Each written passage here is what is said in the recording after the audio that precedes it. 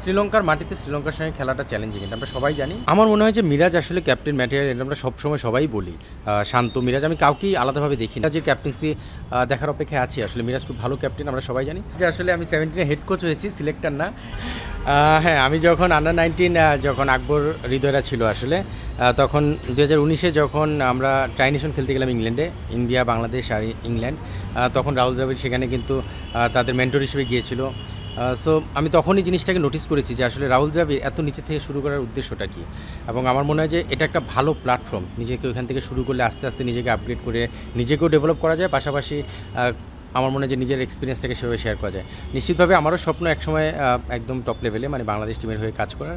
সেই স্বপ্নের যাত্রা শুরুটা আসলে এখান থেকে করার কারণে আমার যে এক্সপিরিয়েন্সটা হবে, নিশ্চিতভাবে আমি সেভাবে গড়ে উঠতে পারবো।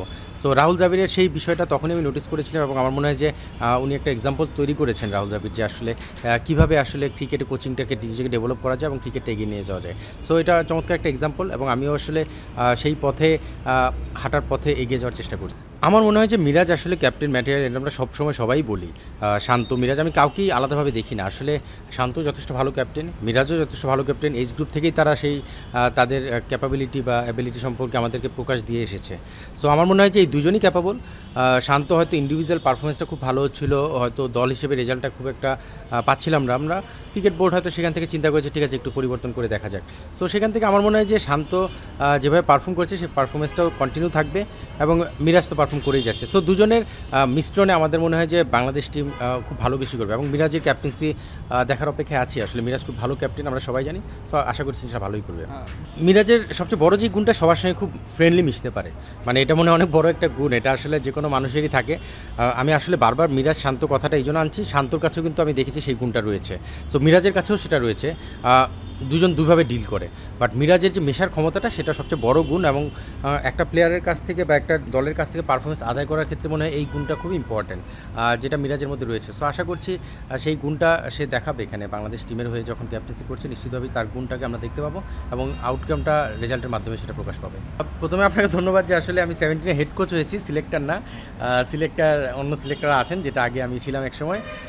হান্টিংয়ের যে বিষয়টা বা বাছাই করার যে বিষয়টা, সেটা সিলেক্টররাই করেন। স্বাভাবিকভাবে আমি যখন হেড কোচ, তখন স্বাভাবিকভাবে একটা দল সিলেক্টর আমাকে দিবে, সেই দলটাকে নিয়ে আমি কাজ করব। বাট হ্যাঁ, যাদের সঙ্গে কাজ করব, যে সিলেক্টররা আছেন তাদের সঙ্গে আমার খুব ভালো আন্ডারস্ট্যান্ডিং, একসঙ্গেই কাজ করেছি। শান্ত ভাই, সিজান ভাই, ওপি ভাই বা নাদিফ এখন আছে। সো আন্ডারস্ট্যান্ডিং খুব ভালো রয়েছে। সিলেকশন করার কারণে স্বাভাবিকভাবে তাদের সঙ্গে সেই জেলিংটাও হবে আমার এজ এ হেড কোচ।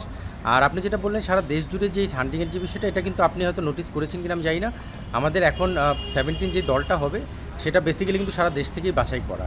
প্রথমে ডিস্ট্রিক্ট লেভেল, তারপর ডিভিশন লেভেল, তারপরে কিন্তু চ্যালেঞ্জ সিরিজ, তারপরে ন্যাশনাল টিম। সো সারা দেশ জুড়েই কিন্তু এই টুর্নামেন্টটা হয়, সেখান থেকে আন্ডার 17 ন্যাশনাল টিমটা হয়। সো হান্টিংয়ের জায়গা থেকে আমি বলবো যে এইচ গ্রুপে যেই প্রসেসটা মেনটেন করা হচ্ছে, সেটা খুবই ভালো একটা প্রসেস, এবং সেটার ফল কিন্তু আমরা এইচ গ্রুপে পাচ্ছি। আপনি দেখবেন এইচ গ্রুপ, আপনারাই কিন্তু বলছেন যে এইচ গ্রুপে আমাদের প্লেয়াররা ভালো করে, বিকজ আমাদের এই হান্টিং বা আপনি যদি সিলেকশন ক্রাইটেরিয়া বলেন, সেই জায়গায় কিন্তু আমরা সাকসেসফুলি সেটা করছি, যার কারণে কিন্তু দিন শেষে আমাদের এইচ গ্রুপ প্লেয়াররা ভালো রেজাল্ট এনে দিচ্ছে। সো আমার মনে হচ্ছে প্রসেস ঠিক আছে, তবে ভালোর শেষ নেই। আরও ভালো কীভাবে করা যায় সেটা নিয়ে আলোচনা করার দরজা তো সবসময় খোলা থাকবে। আমি আসলে জানি না, মানে হুট করে এভাবে সিদ্ধান্তটা কেন হয়েছে, সেটার কারণটা আসলে আমি ঠিক বলতে পারবো না। বাট স্বাভাবিকভাবে আমরা যেটা প্রত্যাশা করি যে একজন প্লেয়ার, সেটা ক্যাপ্টেন হোক বা যে কোনো প্লেয়ারই হোক না কেন, তাকে সমানভাবে যদি রেসপেক্টটা দেওয়া হয়, তাহলে সে মানে বিষয়টাকে পজিটিভভাবে নেয়, এবং সেটা তাদের পারফরমেন্সও আউটকামটা ভালো আসে। সো হয়তো আমি জানি না, ক্রিকেট বোর্ড নিশ্চিতভাবে কোনো প্ল্যান করেছেন, যেটা আরেকটু অর্গানাইজভাবে হলে হয়তো আরও ভালো হতো। বাট আমি শিওর যে নিশ্চিতভাবেই কোনো একটা প্ল্যান তারা করেছেন। সেই প্ল্যানটা না জেনে আসলে এটা সম্পর্কে খুব বেশি কমেন্টস করা আমার পক্ষে মুশকিল হবে। মিরাজ যদি কোনো কারণে খেলতে না পারে, সেখানে অপশন কিন্তু দলে আমরা দেখেছি আছে। নাইম হাসান রয়েছে অফ স্পিনার অপশন, মুরাদ রয়েছে লেফট আর্ম অপশন, মিরা কী বলে আমাদের তাইজুলের সঙ্গে। সো আমার মনে হয় যে অপশন কিন্তু দলে রেখেছে সিলেক্টররা বা টিম ম্যানেজমেন্ট। সো সেখানে অপশনগুলো চিন্তা করবে। আসলে অসুস্থ হলে তো আসলে কারো কন্ট্রোলে নেই, বাট মিরাজ কতটা ইম্পর্টেন্ট প্লেয়ার আমরা সবাই জানি। সো আল্লাহ চাই যে আল্লাহ সুস্থ করে দিক তাকে তাড়াতাড়ি, ইনশাল্লাহ মিরাজ খেলুক। বিকজ মিরাজের অল্টারনেটিভ এই মুহূর্তে নাইমকে চিন্তা করাটা একটু চ্যালেঞ্জিং, বিকজ বলিংয়ের পাশাপাশি ব্যাটিংটার জায়গা থেকে চিন্তা করলে মিরাজ খুবই ইম্পর্টেন্ট একজন প্লেয়ার। তো সেই জায়গা থেকে আমার মনে হয় যে মিরাজ যদি কোনো কারণে মিস করে, নাইম হাসান সেখানে অপশন রয়েছে, তারা হয়তো সেভাবেই কম্বিনেশন সাজাবে। শ্রীলঙ্কা সিরিজে আসলে 3টা ফর্মেটে আমরা খেলছি। আমার কাছে মনে হয় প্রত্যাশা বলতে শ্রীলঙ্কার মাটিতে শ্রীলঙ্কার সঙ্গে খেলাটা চ্যালেঞ্জিং, এটা আমরা সবাই জানি, আমাদের রেকর্ডও তাই বলে। বাট স্টিল শ্রীলঙ্কায় কিছু ভালো স্মৃতিও আমাদের রয়েছে, সেখান থেকে পজিটিভ বিষয়টা যদি সামনের দিকে উঠিয়ে আনার চেষ্টা করি, সেরকম পজিটিভ কিছু আবার চিন্তা করতেই পারি।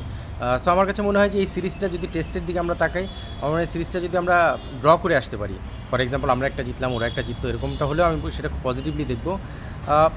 আমি খুব আশাবাদী, কারণ আমাদের টেস্ট টিমে যারা খেলছে আপনি যদি লক্ষ্য করে দেখেন, তারা কিন্তু লাস্ট টি20 সিরিজে ম্যাক্সিমাম প্লেয়ারাই ছিল না। টেস্ট টিমে ব্যাটিং লাইন আপটা যদি দেখি, বলিং কম্বিনেশনটা যদি দেখি, সো আমার কাছে মনে হয়েছে নতুন একটা ফ্রেশ টিম খেলছে, যারা টেস্টে স্পেশালিস্ট হিসেবে আমরা চিন্তা করি বা টেস্ট টিমেই খেলে রেগুলার।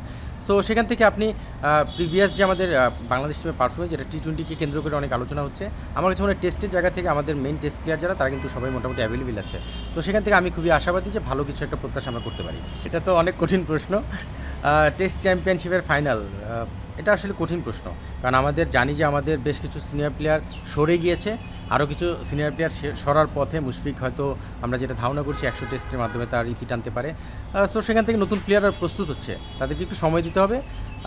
2-3 বছর সময় লাগবে আমাদের দলটা একটা ভালো শেপে আসার জন্য বা ভালো অবস্থায় আসার জন্য, সেই সময়টুকু অন্তত অপেক্ষা করতে চাই। বাট আমি খুবই আশাবাদী যে মানে টেস্ট চ্যাম্পিয়নশিপের ফাইনাল খেলার জন্য আমাদের আরেকটু বেশি সময়, সেটা 4-5 বছরও হতে পারে। বাট আমাদের দল যেভাবে এগিয়ে যাচ্ছে, কিছু রিপ্লেসমেন্ট প্লেয়ার ভালো তৈরি হয়েছে, জাকির আলী অনেক কিন্তু ওয়ান অফ দ্যাম, খুব ভালো পারফর্ম করছে প্রতিটা ফর্মেটেই। সো এরকম আরও টেস্ট প্লেয়ার যদি কিছু ভালো তৈরি হয়, নিশ্চিতভাবে আমরা সেই স্বপ্নটাকে আরও সামনের দিকে নিয়ে আসা সম্ভব।